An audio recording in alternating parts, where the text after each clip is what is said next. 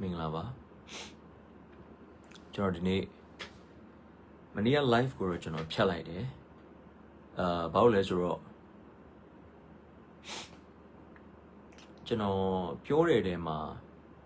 တေချာကျွန်တော်မပြောလိုက်ရဘူးလို့ကျွန်တော်ခံစားရတယ်အဲ့တော့ကျွန်တော်ဖြတ်လိုက်တယ်အဲ့တော့ဒီနေ့မှာအားလုံးကျွန်တော်လာမေးတယ်ဘာဖြစ်တာလဲဘယ်သူနဲ့လဲဆိုတော့တီးတဲ့သူတွေအများကြီးတီးတယ်အဲ့ဆရာကြောင့်ဒုက္ခရောက်သွားတဲ့သူတွေတကယ်ဘဝကြီးကစုပ်ပြတ်တတ်သွားတဲ့သူတွေလည်းကျွန်တော်လည်းအများကြီးစကားပြောပြတယ်အဲ့တော့ကျွန်တော်ဒီနေ့မှာကိစ္စကဘယ်လိုဖြစ်တာလဲဆိုတဲ့အရာကိုကျွန်တော်ဒီနေ့မှာအနေငယ်ပြပြခြင်းတယ်အနေငယ်ကျွန်တော်ပြပြခြင်းတယ်အဲ့တော့ကျွန်တော်ကခွင့်မလွတ်လို့ကျွန်တော်ကဘာဖြစ်လို့ဆိုပြီးတော့ကျွန်တော်ကခွင့်မလွတ်ဘူးကျွန်တော်ဘာဖြစ်တယ်ဆိုပြီးတော့လည်းပြောနေကြတဲ့သူတွေလည်းရှိတယ်အဲ့တော့ကျွန်တော်ပြပြချင်တာကျွန်တော်တို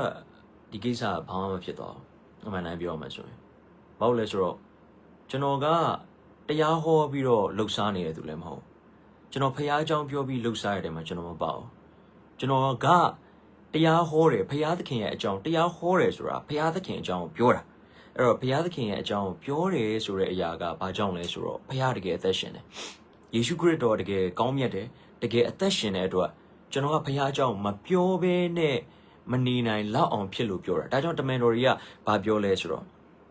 ့သူတို့ကယေရှုအကြောင်းမပြောနဲ့လို့ပြောတဲ့အချိန်မှာအကုန်လုံးကငါတို့ကကြားရတဲ့သူတွေမြင်ရတဲ့သူတွေငါတို့မပြောဘဲမနေနိုင်ဘူးတဲ့မနေနိုင်ဘူးတဲ့အဲ့တော့သူတို့ပြောတယ်တဲ့အဲ့တော့ကျွန်တော်အမှုတော်ဆောင်တယ်ဆိုတဲ့အရာအားလုံးဒီဘာလဲဆိုတော့ကျွန်တော်နာမည်ကြီးခြင်းလို့လည်းမဟုတ်ကျွန်တော်တခုခုရခြင်းလို့လည်းမဟုတ်ဒီနေ့ဒီအချိန်ဒီကျွန်တော်ဂျေဇုတော်အားဖြင့်ဖိတ်တဲ့အသင်းတော်တွေအများကြီးရှိပါတယ်ကျွန်တော်သွားတိုင်းမှာကျွန်တော်ကိုကျွန်တော်လေရင်စရေးကျွန်တော်နဲ့ပါလာတဲ့ media team ကျွန်တော်နဲ့ပါလာတဲ့ worship team ကျွန်တော်နဲ့ပါလာတဲ့သူတွေအားလုံးကကိုယ်စီးနဲ့ကိုကျွန်တော်သူတို့ရဲ့အားလုံးပြင်ဆင်ပြီးတော့ကျွန်တော်ခေါ်သွားတယ်ကျွန်တော်တခါမှတရားရောက်စီတောင်းတယ်ဆိုတာမရှိဘူးအခုကကျွန်တော်ဘာဖြစ်နေလဲဆိုတော့ကျွန်တော်ဆရာတယောက်နဲ့ကျွန်တော်အမှန်တမ်းပြောရင်ကျွန်တော်ဘယ်ဆရာတယောက်နဲ့မှနောက်မှလည်းကျွန်တော်မလိုက်ဘူးဒါပေမဲ့ကျွန်တော်ဆရာတယောက်နောက်ကျွန်တော်လိုက်ခဲ့တယ်ဆရာကျွန်တော်ကိုကျွန်တော်ခင်မင်မှုတစ်ခုအားဖြင့်ကျွန်တော်ဆရာတယောက်နဲ့ကိုလိုက်ခဲ့တယ်ဆရာတယောက်နဲ့ကိုလိုက်ခဲ့တယ်ဆိုတော့လေကျွန်တော်ဘုရားသခင်ကအဲ့အချိန်မှာဒီဆရာနဲ့တွာလာဖို့အတွက်ဘုရားသခင်ကျွန်တော်ကိုနှိုးဆော်ရလို့ကျွန်တော်ခံစားရတယ်အဲ့အချိန်မှာအဲ့ဆရာကလည်းကျွန်တော်လာပြီးတော့မှလာခဲ့ပါကျွန်တော်သူနဲ့တွေ့မယ်သူနဲ့လာမယ်ဆိုပြီးကျွန်တော်ခေါ်ခဲ့တဲ့အတွက်ကျွန်တော်တွားခဲ့တယ်သွားခဲ့နောက်ပိုင်းမှာကျွန်တော်ခင်မင်တယ်ဖះမျက်နှာကိုကျွန်တော်ထောက်ပြီးတော့မှကျွန်တော်ကသူတို့ဘာလို့လဲဆိုတဲ့အရာတိုင်းမှာကျွန်တော်လုပ်ပြီးတယ်လုပ်တဲ့အရာတိုင်းမှာလည်းကျွန်တော်ဘက်ကနေပြီးတော့မှသူတို့လိုအပ်တဲ့အရာသူတို့ဘာလုပ်တယ်ပွဲတွေဘာတွေလိုအပ်တယ်သူတို့ဘာတွေလုပ်ဖို့လိုတယ်ကျွန်တော်အမှန်တမ်းပြောရမယ်ဆိုလေမနဲ့အစိုးကြီးကျွန်တော်အဲ့ရထထချင်းသူတို့ဒီနေရာကိုသွားမှာမလို့အခုချက်ချင်းလာခဲ့ပါဒီမှာပွဲလုပ်မှာမလို့ဆိုပြီးကျွန်တော်ဖះအဲ့နေမှာကျွန်တော်အလုပ်ရှိတယ်ဒါပေမဲ့ကျွန်တော်ဖះမျက်နှာကိုထောက်ပြီးကျွန်တော်ချက်ချင်းသွားတယ်ချင်းချင်းတော့အဲ့တော့သူအဲ့တုန်းကတစ်ခေါက်သူလေလက်မှတ်ကျွန်တော်တစ်ခေါက်ဝယ်ပေးလိုက်တယ်ပြန်တော့ဟိုမှာနေတာတွေစားတာတွေကိုကိုပဲစားတယ်ကိုပဲနေတယ်ပြန်တော့လေကိုပဲပြန်တယ်ကျွန်တော်ကျွန်တော်သွားတာတွေကြီးပဲကျွန်တော်ကျွန်တော်သွားတာတွေကြီးပဲဒါပေမဲ့ကျွန်တော်အဲ့ဓာတွေအကုန်လုံးသွားရခြင်းအားလုံးကကျွန်တော်သိစေချင်တာကျွန်တော်နာမည်ကြီးခြင်းလို့လည်းမဟုတ်ကျွန်တော်လူတစ်ယောက်ကိုကြည့်ပြီးတော့လည်းမဟုတ်ကျွန်တော်ကဘုရားသခင်ရဲ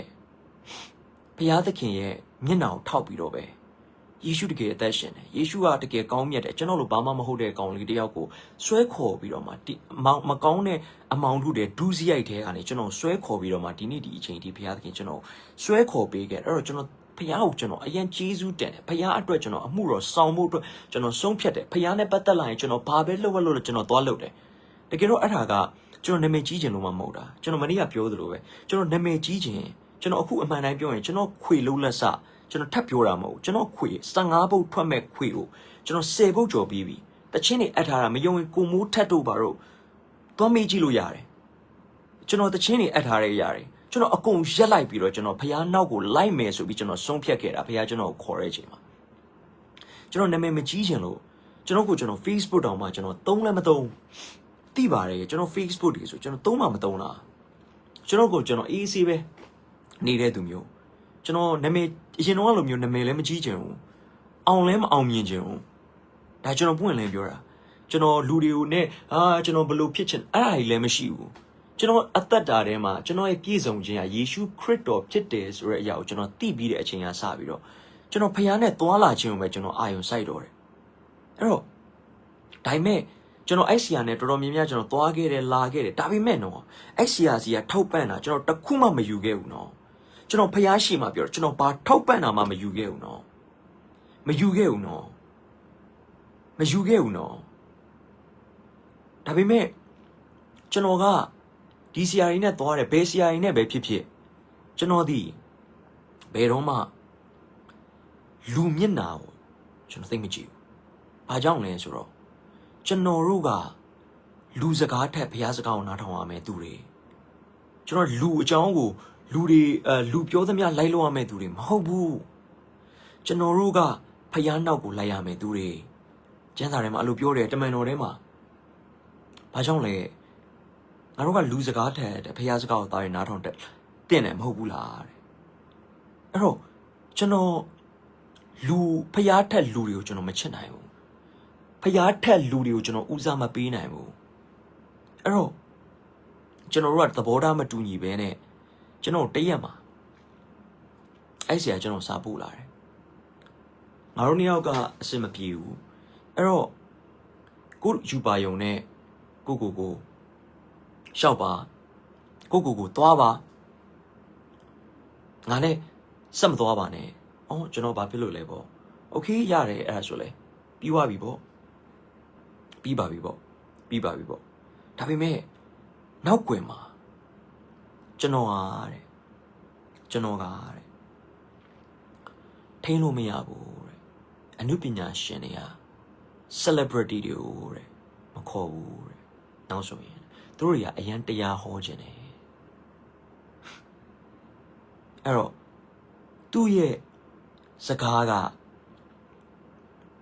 ဘာဖြစ်သွားလဲဆိုတော့ကျွန်တော်တို့ကနာမည်အရင်ကြီးကျင်လို့သူ့နောက်ကိုလိုက်ပြီးတော့ဖျားပွဲတွေလိုက်ဆိုပြီးတယ်လိုက်ပြီးတော့မှကတ်နေတယ်ဆိုတဲ့ပုံစံမျိုးဖြစ်မသွားဘူးလားကျွန်တော်ကဘာလဲသူတို့လုပ်တဲ့ပွဲတွေမှာလိုက်ဆိုပြီးမှနေရာရမယ်သူတွေလားမဟုတ်ဘူးနော်မာနေပြီ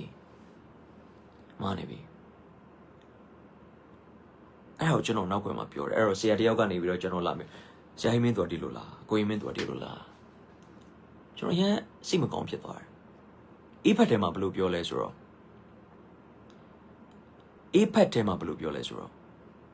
သူတပားကိုစောက်တီးစရာဖြစ်တဲ့အကြောင်းကိုပဲပြောပါစကားကိုပဲပြောအဲ့တော့ဒီဖျားလူပါဆိုပြီးတော့အမြဲကြွေးကြုံနေတဲ့သူတယောက်ကလူတယောက်ကိုစောက်တီးစရာမဟုတ်ပဲနဲ့လူတယောက်ရဲ့ဖျားအမှုတော်ဆောင်တဲ့ခရီးလမ်းကိုလိုက်ပြီးပိတ်ပင်နေတာကတကယ်ဖျားလူတယောက်ရဲ့လုပ်ရလားကျွန်တော်တို့ကဖျားလူဟုတ်လားမဟုတ်လားဆိုတော့ကျွန်တော်ဘယ်လိုခွဲမှာလဲနာမည်ကြီးတာကိုခွဲမှာလားဒါမှမဟုတ်အောက်မှာလူတွေတန်းနဲ့ချီဟောနေတာကိုခွဲမှာလား no မဟုတ်ဘူးဖျားလူဟုတ်လားမဟုတ်လားဆိုတော့ဗဇက်ကပြောတာကိုလည်းကြီးစရာမလိုနာမည်ကြီးတာမကြီးတာကိုလည်းကြီးစရာမလိုဖျားလူဟုတ်လားမဟုတ်လားဆိုတာတမာတရားနဲ့တကယ်သွားလားမသွားလားဆိုတာပဲသိနိုင်တယ်ဒါကြောင့်ယေရှုကပြောလဲဆိုတော့အပင်ကိုသိချင်အသီးကိုကြည့်သူအသက်တာထဲမှာဘယ်အပင်နဲ့ချိတ်ဆက်ထားလဲဆိုတာသိတယ်သူ့ရဲ့အသီးသူ့ဘဝမှာဝိညာဉ်ရေးရာအသီးအဲ့အသီးကဘာသီးတီးနေလဲဆိုတဲ့အရာကိုတဲ့ကြီးတယ်ကြီးတယ်ဖယားနဲ့မင်းနဲ့သိရင်ရပြီလေမပြောပါနဲ့ကျွန်တော်နဲ့ဖယားနဲ့သိတယ်အဲ့တော့ဘာလဲကျွန်တော်တို့ကတမာတရားဆိုတဲ့အဟာကိုကျွန်တော်ပြောခွင့်မရှိဘူးလို့ပြောတာလားတမာတရားဆိုတဲ့အရာကိုကျွန်တော်ပြောခွင့်ယေရှုကလေဘယ်တော့မှနှစ်ယောက်တည်းသွားပြောတာမဟုတ်ဘူးနော်ယေရှုဖာရိရှဲတွေကလာပြောတဲ့အခါမှာတမာတရားမဟုတ်တဲ့အရာတွေကိုလာပြောတဲ့အချိန်မှာတမာတရားမဟုတ်ဘူးဆိုတဲ့အရာကိုလူရှိမှပဲပြန်ပြောတာမင်းတို့ကတဲ့ထုံးတုပ်ထားတဲ့အုတ်ဂူတွေနဲ့တူတယ်မင်းတို့ကမွေဆိုးအမျိုးတွေဆိုပြီးယေရှုပြောတာမဟုတ်ဘူးလားအဲ့တော့ကျွန်တော်ပြောချင်တာဒီမှာကောင်းတယ်လို့ဟိုဖြောင်းဖြပေးတယ်လို့နဲ့ကျွန်တော်ကိုလာပြီးတော့နင်တို့ပြောသမျှခံ manipulation နဲ့တမာတရားနဲ့လုံးဝမတူဘူးနော်ဝိညာဉ်ငယ်လုံးနဲ့ဝိညာဉ်ငယ်တာတွေကြီးတာတွေကဘာနဲ့ကျွန်တော်တို့ဆုံးဖြတ်ကြတာလဲကျွန်တော်ဘာနဲ့ဆုံးဖြတ်တာလဲခရိယန်ဖြစ်တာမဖြစ်တာနဲ့ကြာတာမကြာတာနဲ့ဆုံးဖြတ်တာလား ခရိယန်ဖြစ်တာကြာပြီးတော့ဖျားနဲ့မယဉ်နီးတဲ့သူတွေခရစ်တော်နဲ့မယဉ်နီးတဲ့သူတွေအများကြီးရှိတယ်နော်ယေရှုတော်မသိတဲ့သူတွေအများကြီးရှိတယ်မွေးကလေးကမွေးလာပြီးတော့ခရိယန်အနေနဲ့မွေးလာဒါပေမဲ့ယေရှုမသိတဲ့သူတွေအများကြီးရှိတယ်ကျွန်တော်ပြပြမယ်ကားတစ်စီးက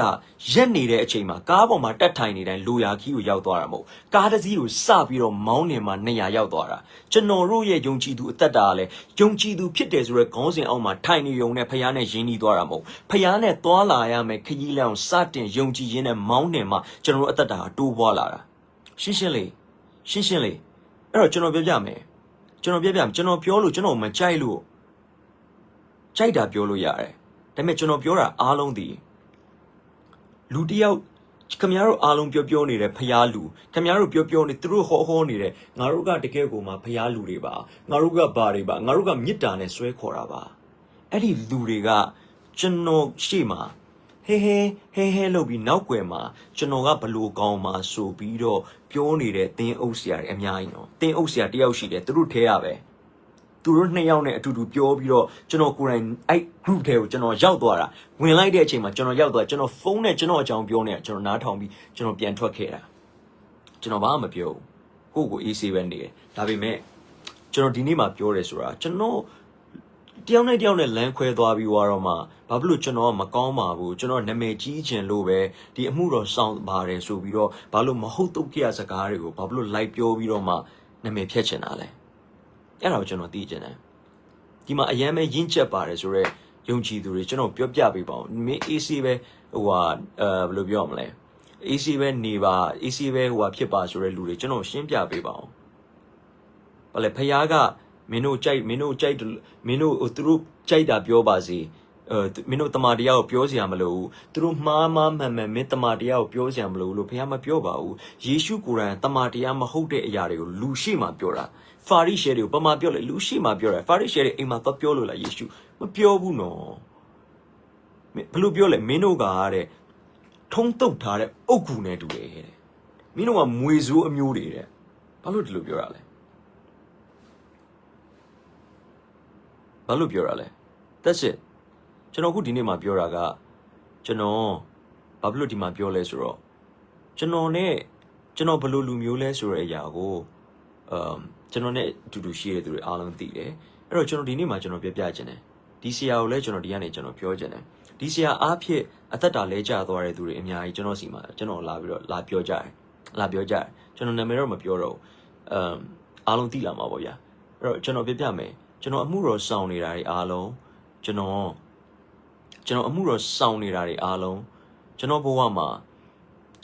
ကျွန်တော်အမှုပညာမလုပ်တော့ဘဲနဲ့ဖခင်အမှုတော်ကိုပဲကျွန်တော်စောင့်မယ်ဖခင်နောက်ကိုပဲကျွန်တော်လိုက်မယ်ဆိုတဲ့အရာအားလုံးကကျွန်တော်နာမည်ကြီးခြင်းလို့လည်းမဟုတ်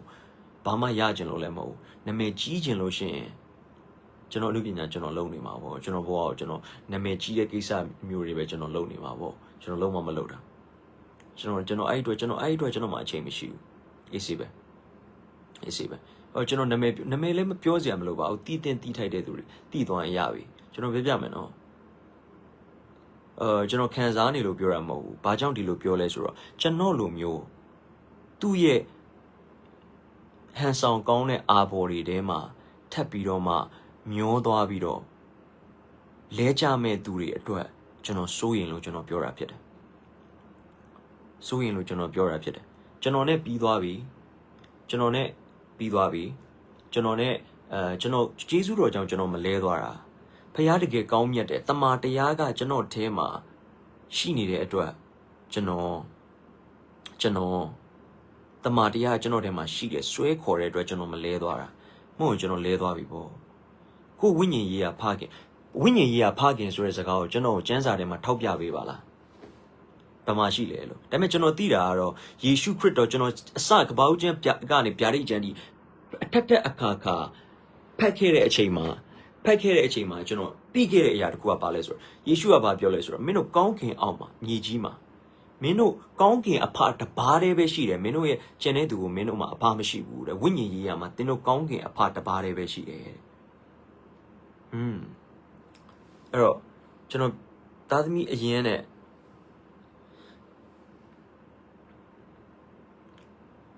အဲ့တော့ကျွန်တော်ပြောချင်တာကဘာလဲဆိုတော့ဝိညာဉ်ရေးကဖခင်လို့ပြောပြီးတော့ Meno Almian, Winnie Yia, Pagan, Winkame, or Eliane Elisha and the Munabo, Elisha Eliana, Sonti like Achino Lima, Babu Lesra, Eliazra, Payao Bonsone Dule, Payao Bonsone du, Paya Athon Buredusra, Payane, Genedure, Tayas Agapio Banguema Mashida, Prophet Yanita Centora, General Qua Yishu Critro, Padinema, Payane, Tayasat when Yareb. Yibrohi go general yarely, Yibrohi big go general yare, come a general payane, Tayasat against Shieli, Ero, Siarigo, Mino Chue watching, Siarigo, Miapi, Mino Chue watch, Mino Gargonza sieging, Siarigo, Yepo Gargonza piece or a tithanaria. Manipulation lonely allo miene, Gentenia allo miene, Gentenia allo miene, Gentenia. Mino Siarigo winkan, Erama Maomi, Erama Mino Aumie, Mino Siarigo Wimcan Maomium. Wow. Palo Paya the king go win Macan Gain Bene, Pablo Ludigo, Denso Wincan Gaini Ale. Ludigo Bobby Wincan, Kaini Raga, Yancho Boconi Ramobula. Mahapina do Abale. Piatkin sing alone, Jim goes on she the long ched. Wow. That's when General. Pablo Ludio Wincan Gania at Denso Ludio Pablo General Sugio Ludio Wincama Ludio Wincama so Vido Pablo Locaniale. How general knowledge in it. Pablo Ludio Wincama, Winnie goes on your Wincama, Winnie goes on your Mamma Wincama. Wimacan, Genoa, Payata Baduma Wimacanayo. General Wimacan la nine kama general Macoma who general Ladrem logo general Nameji and Lodava so we know Quema like poire as raw. Dilumio she said Dome Lam a putty pian lonely aga Tugu Wimacan lo Tukuransi and Yamobula Tukuransi and Yamobula Winnie ya Pagans or as a galon general Dui Janzarema general Piazama general Gijan Lolo Gijan Loloba Piabiba Piabiba Janza Nepio Satan and Mapione Janza Nepio Satan and Mapione Winnie ya Pagans or a Piathic in the Barbe she General Bay Atheno Tokuma Amye General Bay Atheno Male Bowen Tisausia John Lemashu General Athendo so a Pia Saudi Atheno Mabe General Bowen me General who near Betty Ma General Ewan Gilly Lote Chisura the Dajan Omian Chanda who Loka Ayarigo Oh Bale Shop your Viro to Nematere Duram Macoma who so we are now going my life pointed Lurine General Tisausia Jamashu Shishinly Bale Atheno Ma Tisama Piane Tisau Yama Rap to Burale Camaro Atheno in a Virginia Viro Camaroma to get Piao Shiela Yishu Crito Shiela Payajoma up a dime to in a dure and make Yishu Mishia dure Miano Yishu Matia dure Miano Shinshele Yishu Mashida dure Miano Payajoma up a dime that I make Yishu Matiu Theosia over there Theosia over there Yishu Matiu Theosia over there Theosia top banana top banana the truth Theosia is go to your soda yeah a tema do we go to your soda general Guran Jonga Shishinle I mention not in my Piara Payathakin to get come yet a payapere they know Payathakin Majini Vene then Osia nebe Jini Nilushin come out to Kayale so Dini Dia Buresra General Lavidoma Padu a John Padua Macon General Puramo come out General Lumio Macanjin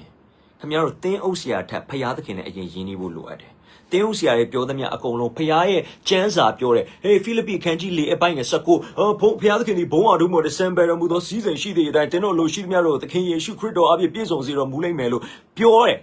I mean no Chana Zime a buying a Sunday go to Pagilao they know the Yayaduna Yaya will think you name me a Jones Real Sapalao Janza the Pilene Shao Holomiao Janza were 2 years Payathakin Sulu Jingo National Winning away Point Piagin Api General Dina General Luya Swevi Tualu Mayau Sadanga Blue Jishu La Piole ကိုရောတဲ့ဒီအပေါ်ကနေခုံချပါစာလန်91တဲမှာဘယ်လိုပြောတာကိုရောကိုရဲကြောက်ကိုရဲခြေနဲ့မထိမခိုက်စေခြင်းကတဲ့မထိမခိုက်စေခြင်းကကောင်းကင်တမန်တို့ကမဆမယ်လို့ကျမ်းစာကပြောတာတကယ်လဲကျမ်းစာအဲ့လိုပြောတယ်ဒါပေမဲ့ယေရှုကဘယ်လိုပြောလဲကျမ်းစာအပြည့်စုံအစစ်မှန်ကဘာပြောလဲဆိုတော့တဲ့တင်းဤဘုရားသခင်ထာဝရဘုရားအစုံစမ်းမပြုရဘူးအဲ့ဒါစစ်မှန်တဲ့တမန်တရားအဲ့ဒါစစ်မှန်တဲ့တမန်တရားကျွန်တော်ပြောချင်တဲ့သဘောတရားဒီကျမ်းပိုက်ကိုတဲ့ငါတို့မူကအသွေးသားနဲ့ရန်သူတို့နဲ့ဆိုင်တော့ကျွန်တော်သိတာပေါ့ကျွန်တော်တို့ကဝိညာဉ်ရေးရတဲ့မှာအမှောင်တူးနဲ့တိုက်ခိုက်ရတယ်ဟုတ်တယ် right အဲ့ဒါကြောင့်ကျွန်တော်ဒီမှာလာပြောတာပေါ့အမှောင်တူးနဲ့ဆိုင်တဲ့အရာကိုအမှောင်တူးပါလို့ကျွန်တော်လာပြောတာပေါ့ကျွန်တော်အလင်း၌ရှိတော်သူတွေလေအလင်း၌ရှိတော်သူရှင်မသဲမှာဘယ်လိုပြောလဲပြန်ကြည့်လိုက်ပါဦးတင်းဒီအလင်းဖြစ်တော်ကမှောင်မိုက်ဖြစ်ရင်တင်းမှောင်မိုက်ဒီအလွန်မိုက်ဆတကားလို့ကျမ်းစာထဲမှာအဲ့လိုပြောတာမဟုတ်ဘူးလား right အဲ့တော့ကျွန်တော်ဒီနေ့မှာပြောချင်တာအေးစီပဲဖခင်အင်မတန်ကောင်းမြတ်တယ်ခရစ်တော်အင်မတန်ကောင်းမြတ်တဲ့အတွက်ကျွန်တော်ဒီနေ့မှာလဲမကြခြင်းဖြစ်တယ်ဒါပေမဲ့ဒီလိုမျိုးနာမည်ကြီးတဲ့ celebrity တွေဘာညာဆိုပြီးတော့ခေါ်ပြီးတော့မှသူတို့ရဲ့ပွဲတွေအောင်မြင်မှုအတွက်တကယ်တော့ဖခင်အတွက်ဆိုလို့ရှင်ဒီလိုပြောမှာမဟုတ်ဘူးသူတို့ရဲ့ပွဲတွေအောင်မြင်မှုအတွက်လူတွေကိုအသုံးချတယ်အသုံးချလို့မရတော့ဘူးဆိုရင်ပြစ်လိုက်ပြီးတော့နောက်ွယ်မှာဒီကောင်လေးကမကောင်းဘူးဒီကောင်လေးကနာမည်ကြီးခြင်းလို့ဒီကောင်လေးကဟိုဟာဖြစ်ခြင်းလို့ဆိုပြီးတော့နောက်ွယ်မှာလိုက်တိုက်ခိုက်တာမကောင်းဘူးဆိုတဲ့အရာကိုကျွန်တော်ပြောချင်တယ် that's it အဲ့တော့လူတွေလည်းတတိထားပေးပါဒီမှာရှိတဲ့သူတွေကျွန်တော်ပြမယ်ကျွန်တော်ဘယ်အသင်းတော်ဖိတ်တာမဖိတ်တာလဲကျွန်တော်တကယ်ကိုသိစိတ်ထဲမှာမရှိဘူးကျွန်တော်ကဖရာသခင်အကြောင်းကျွန်တော်ရောက်တဲ့နေရာတိုင်းမှာပြောခွင့်ရနေတာကကျွန်တော်ရဲ့ဂျေဇုတော်ဖြစ်တယ် right အဲ့တော့အကြောင်းမူကငါတို့ဒီအသွေးသားနဲ့ရှိတော်ရန်သူတို့နဲ့ဆိုင်ပြန်တိုက်လိုက်ရသည်မို့အမလီဒီကျမ်းပိုက်ကိုကျွန်တော်သိတာပေါ့ကျွန်တော်တို့ကတကယ် flesh and blood ကိုတိုက်လိုက်ရတာမဟုတ်ဘူးဆိုတော့ကျွန်တော်ကောင်းကောင်းသိတာပေါ့ဒါကြောင့်မလို့ကျွန်တော်လာပြောနေရလေကျွန်တော်ကအမှောင်တူးနဲ့ကြုံတွေ့ရတဲ့အခါမှာနောက်လူတွေကဒီလမ်းသွားလို့ရှိရင်ရှေ့မှာအမှောင်တူးပဲရှိတယ်ဆိုတဲ့အရာကိုကျွန်တော်သိဖို့အတွက်ကျွန်တော်ဒီနေ့မှာကျွန်တော်လာပြောနေတာပေါ့မဟုတ်ဘဲနဲ့ကျွန်တော်ဘာလို့လာပြောမှာလဲကျွန်တော်ကအမှောင်တူးနဲ့ကြုံပြီးွားပြီဒီလမ်းကိုသွားရင်ရှေ့မှာအမှောင်တူးပဲရှိတယ်နော်ဆိုတဲ့အရာကိုကျွန်တော်တိရက်နဲ့ကျွန်တော်ကနောက်လူတွေကိုမပြောရင်ကျွန်တော်အမင်္ဂလာဖြစ်မှာပေါ့ရှင်ရောက်ကုတ်တွေမှာဖတ်ကြည့်လိုက်လေလမ်းမနေသောညီအကိုကိုကယ်တင်တဲ့အခါမှာတဲ့လမ်းမကိုပြန်လဲပို့ဆောင်တစ်ခုကချင်းကဝိညာဉ်တစ်ခုကိုကယ်တင်တာနဲ့တူတယ်လို့ပြောတယ်လေကျမ်းပိုက်တစ်ခုတည်းယူပြီးပြောလို့မရဘူးဟုတ်တစ်ခုတည်းယူပြီးပြောလို့မရဘူးကျွန်တော်ပြောချင်တဲ့အရာကျမ်းပိုက်ဆိုတာပါကျမ်းပိုက်လေးတစ်ပိုက်လေးကိုကြိုက်တဲ့ကျမ်းပိုက်လေးယူပြီးတော့စွတ်ဟောလို့မရဘူးဘုရားသခင်ပြောခြင်းတဲ့အရာတစ်ခုပေါ်မှာကျွန်တော်တီချာစင်ကျင်ပြီးဝိညာဉ်တော်ရဲ့ဖွင့်ပြခြင်းတွေမှာကျွန်တော်ပြောလို့ရတာဖြစ်တယ်ထားပါတော့ကျွန်တော်ပြမယ်ကျွန်တော်ဒီဆရာကိုကျွန်တော်ဒီကနေကျွန်တော်ပြောခြင်းတယ်ကျွန်တော်ဒီဆရာကိုကျွန်တော်ပြခြင်းတယ်အဲ့ဒါဘာလဲဆိုတော့ကျွန်တော်အကြောင်းထပ်ပြီးတော့နောက်ွယ်မှာအတင်းထပ်မတုတ်ပါနဲ့ထပ်ပြီးတော့တုတ်မယ်ဆိုတဲ့အရာလဲကျွန်တော်ကြားတယ်ဆရာတို့လည်းပြောကြပါတယ်ကျွန်တော်ကြားတယ်ဆရာတို့လည်းပြောတယ်သူများအကြောင်းကိုမပြောနဲ့စိတ်မဝင်စားဘူးဆိုတဲ့ဆရာတို့ရဲ့တရားဟောချက်တွေကျွန်တော်အများကြီးတွေ့ပါတယ်ကျွန်တော်အများကြီးလည်းနားထောင်ခဲ့ရပါတယ်ကောင်းပါတယ်ဒါပေမဲ့တရားဟောချက်တွေကတော့ဒီလိုဖြစ်နေပြီးတော့လက်တွေ့မှာကြတော့ကျွန်တော်တို့ရဲ့အကြောင်းကိုအစင်မပြေတော့တာနဲ့တယောက်နဲ့လမ်းခွဲလိုက်တာနဲ့ဒီတယောက်ကမကောင်းပါဘူးဆိုပြီးတော့မှနောက်ွယ်မှာတိုက်ခိုက်နေတယ်ဆိုတာကလုံးဝမကောင်းဘူးဆိုတဲ့အရာကိုကျွန်တော်ပြောချင်ပါတယ်ဆရာတို့ကတကယ်ကိုမှဖျားအသုံးပြုတဲ့သူတွေပါကျွန်တော်ကတကယ်ကိုမှအခုမှပြောင်းလဲလာလည်းမကြသေးဘူးဖျားကျေးဇူးတော်တတ်ကြောင့်ဖျားအကြောင်းကိုပြောခွင့်ရတဲ့အချိန်မှာပြောနေတဲ့သူဖျားပြောခွင့်ပေးလို့ကျွန်တော်ပြောနေရတဲ့သူပါကျွန်တော်နာမည်ကြီးကျင်တာတွေဘာတွေဆိုတာလဲကျွန်တော်လုံးဝမရှိပါဘူးဆရာတို့ကိုကျွန်တော်ဒီနေရာကနေပြီးတော့မှအနူးညွတ်ကျွန်တော်တောင်းပန်ပါတယ်ကျွန်တော်အနူးညွတ်ကျွန်တော်တောင်းပန်ပါတယ်ကျွန်တော်ထပ်ပြီးတော့လာပြီးမရှုပ်ပါနဲ့ကျွန်တော်အေးအေးဆေးပဲကျွန်တော်နေခြင်းပါတယ်ကျွန်တော်ဒီအချိန်ကိုအေးအေးဆေးလေးပဲကျွန်တော် life လေးနဲ့ဖះနဲ့သွားတဲ့ life လေးနဲ့ကိုနေခြင်းပါတယ်အဲ့တော့ကျွန်တော်ထပ်ပြီးတော့နောက်ွယ်မှာကျွန်တော်ကနာမည်ကြီးခြင်းလို့ဖះမှုတော်ဆောင်ပါပါဆိုပြီးတော့မှလိုက်ပြီးတော့ကျွန်တော်တို့ကတရားရန်ဟောခြင်းလို့နေရာယူခြင်းလို့ပါဆိုပြီးတော့နောက်ွယ်မှာတခြားအသင်းတော်တွေကိုလိုက်ပြောတာမျိုးမလုပ်ပါနဲ့လို့ကျွန်တော်ဒီနေရာကနေပြီးတော့ကျွန်တော်တောင်းပန်ခြင်းပါတယ်ကျွန်တော်ဘယ်သူတက်တယ်ဘယ်သူမှန်တယ်ဆိုတော့ကျွန်တော်မပြောချင်ကျွန်တော်မတက်ပါဘူးဂျေဇုတော်အားဖြင့်ကျွန်တော်ဒီနေ့ဒီအချိန်မှာဒီနေရာကိုရလာတာပါ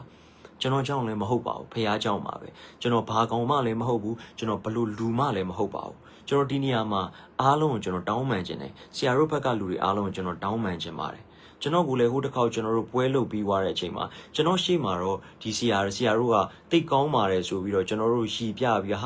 ာလုပ်ပြီးနောက်ွယ်မှာကျွန်တော်မကောင်းကြောင်းကိုပြောတာကျွန်တော်နားနဲ့ဆက်ကြားခဲ့ပြီးသွားပြီပြီးတော့ကျွန်တော်ကိုလည်းနာမည်ကြီးခြင်းလို့ဆရာလိုလိုက်ဖြစ်အောင်မလုပ်နဲ့ဆရာကိုဖြစ်အောင်လည်းကျွန်တော်ဆရာလိုလည်းဖြစ်အောင်လုပ်ဆရာအကြောင်းလည်းမရှိပါဘူးကျွန်တော်တို့ကကြီးစုတော့တက်ကြောင်းဒီလိုနေရာကိုရောက်လာတဲ့ဖះเจ้าကိုပြောခွင့်ရတဲ့သူတွေပါပြောခွင့်ရတဲ့သူတွေပါဒါကြောင့်မလို့ကျွန်တော်တို့ကိုလာပြီးတော့မတိုက်ခိုက်ပါနဲ့ကျွန်တော်တို့ကိုလာပြီးတော့မှAECC နေတဲ့သူတွေကိုမဟုတ်တုတ်ကြစကားတွေနဲ့ကျွန်တော်တို့ရှေ့ဆက်သွားမဲ့အနာဂတ်တွေကိုလိုက်ပြီးတော့မှcurse မလုပ်ပါနဲ့အဲ့ curse ကကျွန်တော်တို့စီမှာရောက်တာမဟုတ်ပဲနဲ့ဆရာစီမှာပြန်လဲရောက်သွားရင်တော့မကောင်းဘူးဆိုတော့ကျွန်တော်ဒီကနေပြောချင်ပါတယ်ဆရာတို့ကပို့ပြီးတော့မှကျမ်းပိုက်တွေတည်တယ်ဆရာတို့ကပို့ပြီးတော့မှတကယ်ကိုမှခရိယန်လောကမှာအရန်အောင်မြင်နေဖြစ်ကြတဲ့လူတွေပါကျွန်တော်သိပါတယ်ဒါပေမဲ့ဆရာတို့နဲ့ကျွန်တော်တို့ပတ်သက်ခဲ့တယ်ဆိုတာကဆရာတို့ကိုကျွန်တော်က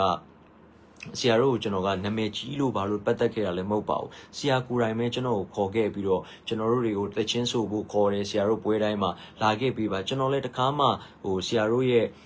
့မကောင်းတဲ့အရာတွေကောင်းတဲ့အရာတွေပတ်စံယူပါမယ်ဘာတခုမှမပြောဘဲနဲ့ဟိုတယ်တွေနေရာတွေလေလက်မှတ်တွေအားစကိုပဲအကုန်လုံးစီစဉ်ခဲ့တာလေဒါတွေအားလုံးကကျွန်တော်နာမည်ကြီးခြင်းလို့မှမဟုတ်တာဖခင်ရဲ့မျက်နှာကိုထောက်ပြီးတော့အဲ့တော့တယောက်နဲ့ကလမ်းခွဲသွားတယ်ဆိုရင်တော့မှအမုန်းနဲ့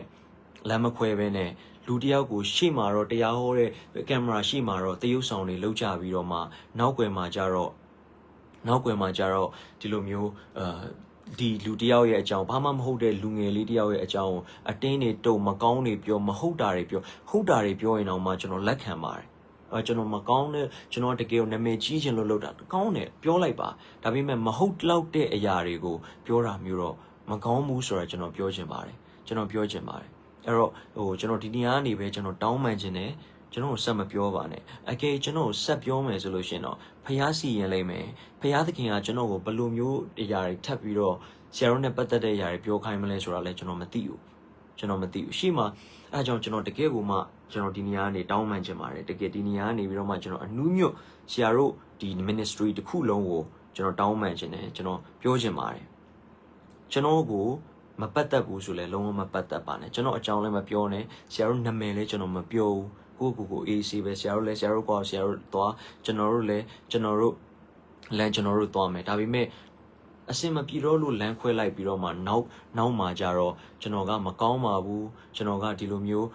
နာမည်ကြီးခြင်းလို့ရှောက်လို့ပါတယ် celebrity တွေကဘာဖြစ်ပါတယ်ညာဖြစ်ပါတယ်ဆိုပြီးတော့မှအနုပညာသမားတွေကဘာဖြစ်ပါတယ်ညာဖြစ်ပါတယ်ဆိုပြီးတော့နောက်ွယ်မှာတိုက်ခိုက်တာတော့မကောင်းဘူးဆိုတဲ့အရာတော့ကျွန်တော်ဒီနေ့မှာကျွန်တော်ပြောချင်ပါတယ်ဘလောက်ပဲပြောဟိုဘက်ကဆူတောင်းပေးနေလိမ့်မယ်တဲ့အပြစ်ပြန်တင်နေမှာဟုတ်ကဲ့ပါကျေးဇူးတင်ပါတယ်အဲ့ဆိုလို့ရှိရင်လည်းကျွန်တော်ဆူတောင်းမပေးရင်လည်းရပါတယ်ဒါပေမဲ့ကျွန်တော်ရဲ့အကြောင်းကိုပဲနောက်ွယ်မှာတခြား ministry တွေကိုလိုက်ပြီးတော့မပြောရင်ပဲကျွန်တော်ကျေနပ်ပါတယ်လို့ပြောချင်ပါတယ်ခဏလေးကျွန်တော်မောလို့ရေတောက်လိုက်အောင်ပါ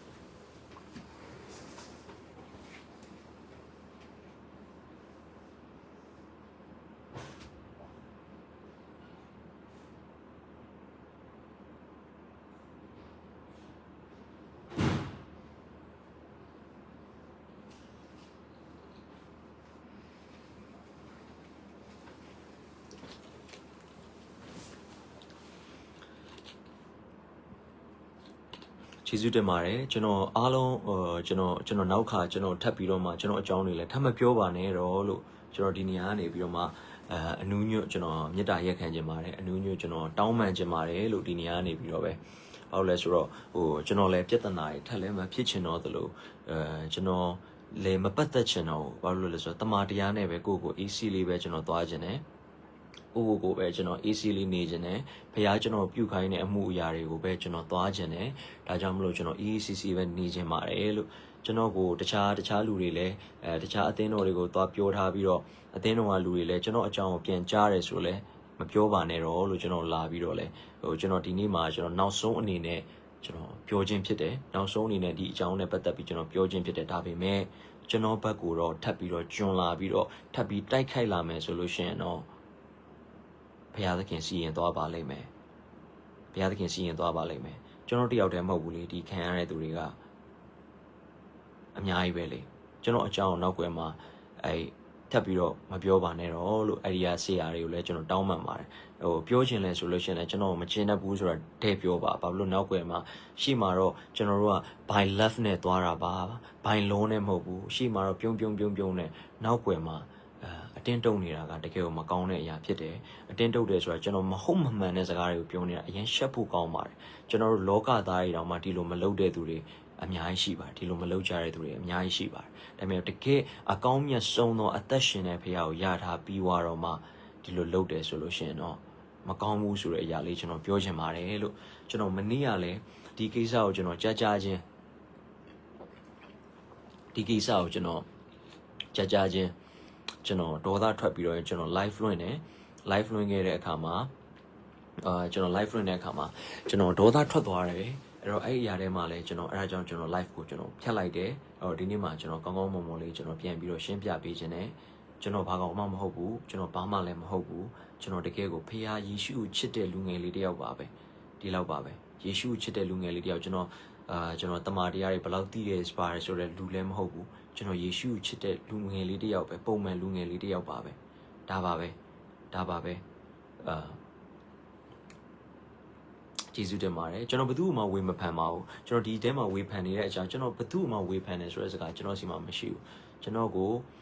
ဒီဆရာတို့ကတကယ်ရှိမှာတော့ငါတို့သူများအကြောင်းမပြောနဲ့သူများအကြောင်းတွေဆိုစိတ်မဝင်စားဘူးသူများတွေဘာဖြစ်တယ်ဒါပေမဲ့ကိုနဲ့အစင်မပြေတဲ့သူတွေကိုတော့နောက်ွယ်မှာဒီလူကဘာဖြစ်ပါတယ်ဒီလူကဘာပါဒီလူနဲ့မပတ်သက်ပါနဲ့မပတ်သက်ချင်အောင်လုပ်တဲ့သူတွေဘာလို့ဖြစ်အောင်လုပ်တာလဲဆိုတာကျွန်တော်နဲ့မနေ့ကဆရာတယောက်ဖုန်းပြောဖြစ်တယ်အဒီဆရာနဲ့လိုက်ခဲ့တဲ့သူဒီဆရာနဲ့သွားလာခဲ့တဲ့သူပဲသူ့ဆိုလို့ရှိရင်နောက်ွယ်မှာမဟုတ်သူကြရပြောပြီးတော့ဒီခရိယန်လောကထဲမှာနေလို့မရအောင်လို့ပါလုပ်ခဲ့တယ်တကယ်တော့ဒီဆရာရဲ့ဘဝအင်မတန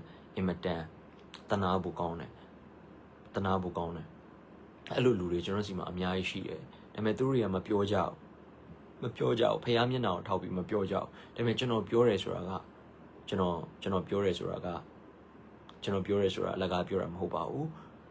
ကျွန်တော်ဒီကနေပြီးတော့တောင်းပန်ခြင်းနဲ့ဆရာတို့လည်းအမင်္ဂလာမယူစေခြင်းကိုဆရာတို့ဒီတိုင်းသာဆက်လုပ်နေမယ်ဆိုရင်ဆရာတို့အတွက်ဖြစ်လာမယ့်အမင်္ဂလာအင်မတန်ကြီးတယ်ဆိုတော့ကျွန်တော်ကြိုမြင်နေလို့ပြောချင်ပါဆရာတို့ကဖះလူတွေပဲလို့ဆရာတို့ကအမြဲပြောကြတဲ့အတိုင်းပဲဆရာတို့ကဖះလူတွေပါ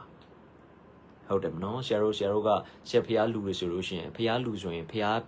စီရင်မဲ့အမင်္ဂလာဖះနဲ့ပတ်သက်တဲ့သူတွေဖះအကြောင်းပြောတဲ့သူတွေတက်ပဲဖះအကြောင်းတက်ပဲပြောချင်တဲ့သူတွေကိုနောက်ွယ်မှာမပြောနိုင်အောင်လိုက်ပြီးတော့တိုက်ခိုက်တယ်လုပ်တယ်ဆိုလို့ရှိရင်တော့ဆရာတို့တို့အမင်္ဂလာပါလဲဆိုတော့ဆရာတို့ကောင်းကောင်းနားလည်မှာပါဆရာတို့ကောင်းကောင်းနားလည်မှာပါကျွန်တော်ဒီလောက်ပဲပြောချင်ပါတယ်ပြီးတော့ဒီမှာရှိတဲ့လူငယ်တွေအားလုံးလည်းကျွန်တော်ပြပြချင်တယ်နာမည်ကြီးတိုင်းဖះသုံးတာမဟုတ်ဘူးအပြောကောင်းတိုင်းဖះသုံးတာမဟုတ်ဘူးဓမ္မရာဆိုရင်စတုတ္ထစာဆောင်ကျွန်တော်ဖတ်ကြည့်တဲ့အခါမှာနာမည်မကြီး sorry တကယ်ကိုမှဖះနဲ့မသွားလာပဲနဲ့ဖះကိုပြစ်မှားတဲ့ဘယင်တွေအများကြီးပဲဘယင်တော့ဖြစ်တယ်နော်ဒါပေမဲ့ဖះကိုပြစ်မှားပြီးတော့မှဖះလူမျိုးတွေကိုလမ်းလွဲစေတဲ့ဘယင်တွေအများကြီးပဲဒါပေမဲ့သူတို့မျိုးရိုးကတကယ်မလှခဲ့ဘူးအဲ့တော့ကျွန်တော်ပြောချင်တယ်ကျွန်တော်တို့ဒီဘက်အခြေအနေအားလုံးဒီဘာလဲဆိုတော့ကျွန်တော်တို့အားလုံးဒီတကယ်တမန်တရားနဲ့လူတွေမယုံကြည်တဲ့သူတွေကိုကျွန်တော်တို့ကိုကြည်ပြီးတော့မှကျွန်တော်တို့ကတကယ်ကျွန်တော်တို့ရဲ့ဖခင်တကယ်ယေရှုခရစ်တော်ကတကယ်အသက်ရှင်ပါတယ်ဆိုတဲ့အရာကိုသိဖို့ပဲဖြစ်ပါတယ်အဲ့တော့နောက်ွယ်မှာအတင်းတုတ်တယ်နောက်ွယ်မှာဖြစ်တယ်ဘာဖြစ်တယ်ဆိုတဲ့အရာတွေပြောနေတာကဒီအကြောင်းတွေကိုမယုံကြည်တဲ့သူတွေကြားရင်အရင်ရှက်ဖို့ကောင်းပါတယ်ဒါလည်းကျွန်တော်နောက်ဆုံးအနေနဲ့ပြောချင်တယ်ကျွန်တော်အများကြီးမပြောတော့ပါဘူးကျွန်တော်ဘာကောင်းမှမဟုတ်ဘူးအဲ့တော့ဆရာတို့ ministry ကလူတွေလည်းရက်ပေးပါအဲ့ဆရာတကယ်ခေါင်းဆောင်ဖြစ်တဲ့ဆရာကိုလည်းကျွန်တော်တကယ်ကိုပြောချင်ပါတယ်ဆရာကပြောတယ်ဆိုတဲ့အရာကျွန်တော်စီမှာ screenshot ရှိပါတယ် screenshot နဲ့ကျွန်တော်တည်တယ်ကျွန်တော်လာပြောကြတဲ့ဟာတွေလည်းရှိတယ်အဲဒါကြောင့်မလို့ကျေးဇူးတင်ပါတယ်အဲ့တော့မှဘုရားသခင်ယေရှုတော်ကျွန်တော်ချီးမွမ်းတယ်ဒါပေမဲ့ဒီနေ့ဒီနေရာမှာပြောချင်တဲ့အရာအားလုံးကလူငယ်တွေအားလုံးတမန်တရားကျမ်းစာကိုသိကြဖတ်ဖို့လိုတယ်တမန်တရားကိုသိဖို့လိုတယ်မဟုတ်လို့ရှိရင်တော့ဒီလိုအာဘော်ကောင်းတဲ့သူတွေအပြောကောင်းတဲ့သူတွေနောက်ကိုပဲလိုက်သွားပြီးတော့မှဘုရားနဲ့ဝေးသွားမယ်ဆိုတဲ့အရာကိုပဲကျွန်တော်ပြောချင်တာဖြစ်ပါတယ်လို့ ဒါကြောင့်မလို့အာဘော်ကောင်းတယ်နာမည်ကြီးရဆိုရင်လည်းမလိုက်နဲ့အာဘော်ကောင်းတယ်ဆိုတဲ့အတိုင်းလည်းမလိုက်နဲ့တမာတရားစစ်မှန်တဲ့တမာတရားဖြစ်ဖို့အရေးကြီးပါတယ်ဒါကြောင့်မလို့တမန်တော်ထဲမှာဒီရှင်ဘောလူတို့ကသွားဟောတဲ့အချိန်မှာတမန်တော်တွေသွားဟောတဲ့အချိန်မှာအဲ့ဒီအသင်းတော်ကလူတွေကဘာလုပ်လဲဆိုတော့တမာတရားဟုတ်လားမဟုတ်လားဆိုပြီးတော့မှစစ်ပြီးတော့မှစစ်စစ်ကြည့်ပြီးတော့မှနားထောင်နေတယ်သူတို့ပြောတိုင်းမယုံတမာတရားဟုတ်လားမဟုတ်လားဆိုတဲ့အရာကိုနားထောင်နေတယ်တေချာကြည့်ပြီးတော့မှယေရှုတင်ပါတယ်နာမည်ကြီးတိုင်းဖခင်သုံးတာမဟုတ်ဘူးအာဘော်ကောင်းတိုင်းဖခင်သုံးတာမဟုတ်ဘူးနာမည်ကြီးပြီးအခုချိန်မှာတကယ်ကိုမှ influence ရှိတယ်ငါကခရစ်ယာန်လောကမှာဘလို့ influence ရှိတယ်ဆိုတဲ့လူတွေကပဲလူတွေတော်တော်များများကို